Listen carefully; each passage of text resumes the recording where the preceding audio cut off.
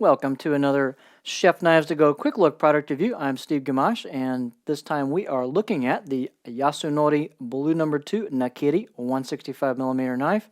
This knife has a core steel of Aogami or Blue Paper No. 2 reactive carbon steel from Hitachi, and the heat treat's about 62 Rockwell. The construction is a 3-layer sandwich with a soft stainless cladding on either side of that core steel. You can see the core steel showing at the edge there. And the construction is, sorry, I just did that. The weight is about 140 grams or 4.9 ounces, so fairly light for a Nakiri. The edge length is about 165 or about 6.5 inches, and the overall length about 305 millimeters. These dimensions and weights will vary just a little from knife to knife since they're handmade. The spine thickness coming out of the handle above the chin, and these will vary as well, but it's about 3.5, and then it does thin down off of that to around 3, then comes down to around 2-ish towards the end of the blade.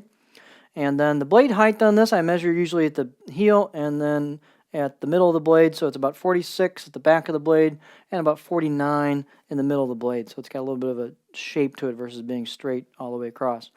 The handle is a nicely finished octagonal walnut handle with a black packerwood ferrule with a nice install. It's fairly tight. There's one little gap there you might need to fill in, but it's pretty tight install.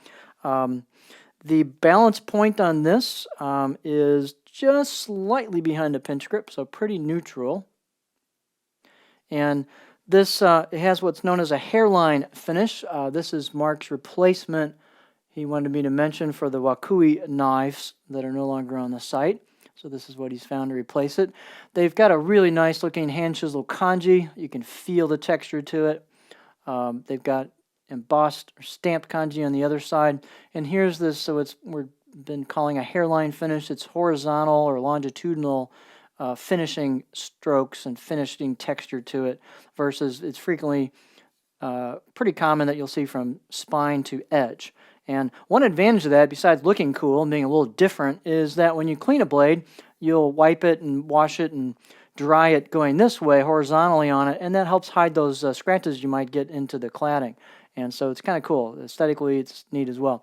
You'll see a little demarcation here on the cladding finish where you've got this line with darker gray and then a lighter right here. And what they've done, you can feel it with your fingers if you go down from spine to edge, but they've created kind of a slight trough or depression here in the grind. So you get the flats, and then it comes down and back up slightly right where that edge starts, and then convexes back down to the edge itself, to the final edge bevel.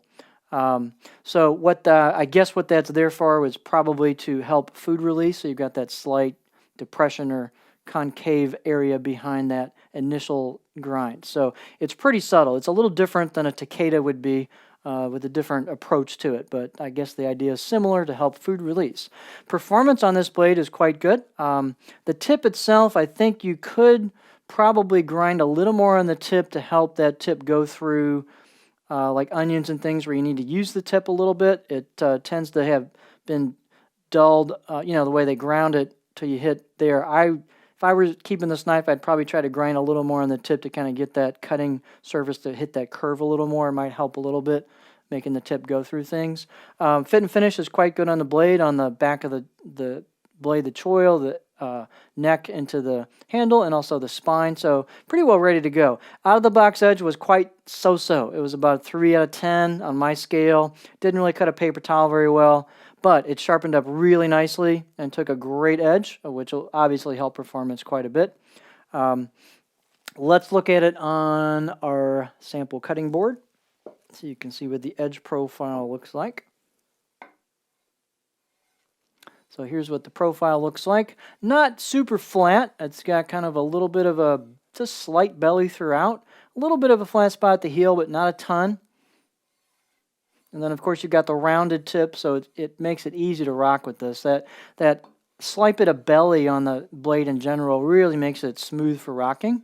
So, yes, you can rock a Nakiri, especially one with a curved tip on it.